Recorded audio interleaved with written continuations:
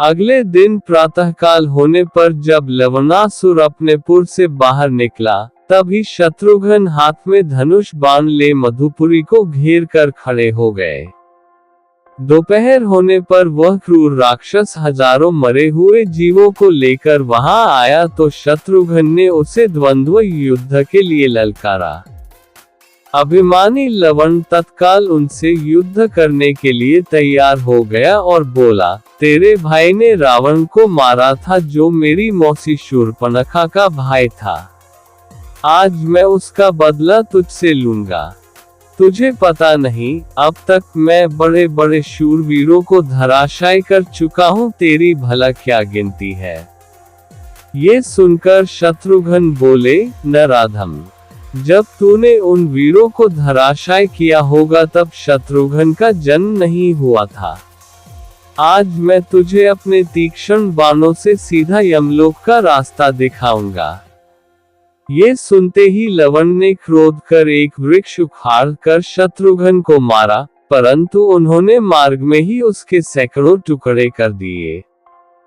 फिर उन्होंने उस पर बाणों की झड़ी लगा दी, किंतु लवण इस आक्रमण से तनिक भी विचलित नहीं हुआ।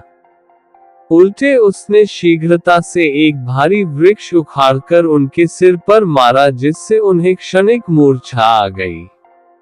मूर्छित शत्रुघ्न को मरा हुआ समझ वह अपना आहार जुटाने और सैनिकों को खाने लग गया। अपना शूल लेने नहीं गया। मूर्छा भंग होते ही शत्रुघ्न ने रघुनाथ जी द्वारा दिया हुआ अमोघ बाण लेकर उसके वक्षस्थल पर छोड़ दिया। वह बाण लवण का हृदय चीरता हुआ रसातल में घुस गया और फिर शत्रुघ्न के पास लौट आया। उधर लवणासुर ने भयंकर चीत्कार करके अपने प्राण त्याग दिए। शत्रुघ्न ने उस नगर को फिर से बसाकर उसका नाम मधुपुरी रखा। थोड़े ही दिनों में नगर सब प्रकार से सुख संपन्न हो गया। इस नगर को नवीन रूप पाने में 12 वर्ष लग गए। फिर एक सप्ताह के लिए शत्रुघ्न अयोध्या चले गए। यह कथा शत्रुघ्न और लवणासुर के युद्ध की है, जो वाल्मीकि रामायण और अन्य रामायणों में वर्णित है। इसमें लवणासुर एक शक्तिशाली और क्रूर राक्षस था, जो मधुपुरी वर्तमान मथुरा पर शासन करता था।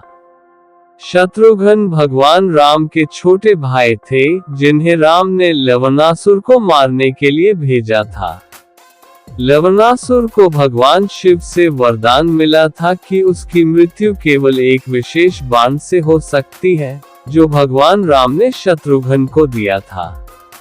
जब लवणासुर शत्रुघ्न से द्वंद्व युद्ध करने आया, तो उसने अपने बल और शक्ति का घमंड दिखाया, लेकिन शत्रुघ्न ने उसे चुनौती दी और उसकी वीरता पर संदेह किया।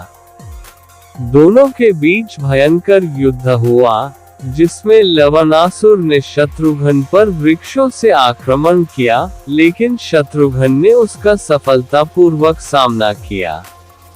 अंततः शत्रुघ्न ने भगवान राम द्वारा दिए गए अमोघ बाण का उपयोग किया, जिससे लवणासुर का अंत हो गया। इसके बाद शत्रुघ्न ने उस नगर को फिर से बसाया और उसका नाम मधुपुरी रखा। ये युद्ध और नगर के पुनर्निर्माण का कार्य बहुत महत्वपूर्ण था और इसे पूरा करने में 12 वर्ष लग गए। शत्रुघ्न ने लवणासुर को हराकर धर्म और न्याय की स्थापना की और अंततः अयोध्या लौट आए।